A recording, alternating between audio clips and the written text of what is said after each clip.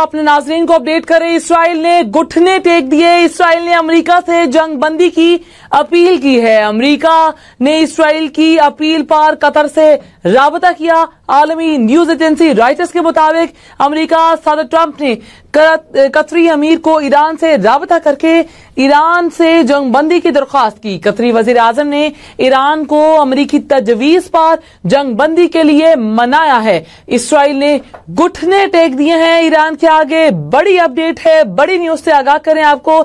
Israel ने Iran के आगे घुटने टेक दिए हैं। इसराइल ने अमेरिका से जंग बंदी की अपील कर दी और अहम खबर है, इसराइल ने घुटने टेके हैं इस ईरान के आगे।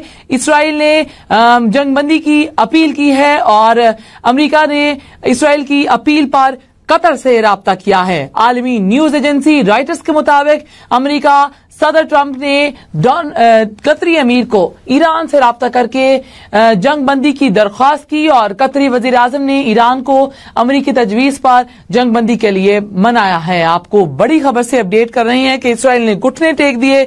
इसराइल ने हार मान ली, अपनी शिकस्त तस्लीम कर ली। इसराइल इस बात पर मान गया कि ईरान किसी से कम नहीं है। जवाबी कार्रवाई का भरपूर तरीके से ईरान की जानिब से बाकायदा तौर पर जवाबी कार्रवाई की गई और इसराइल को यह बताया गया कि हम भरपूर जवाबी कार्रवाई रखते हैं और देंगे और पेचीदगी बढ़ाई थी। उस वजह से आज इसराइल ने अपने घुटने टेके हैं ईरान के आगे और अपनी शिकस्त को तस्लीम कर लिया है।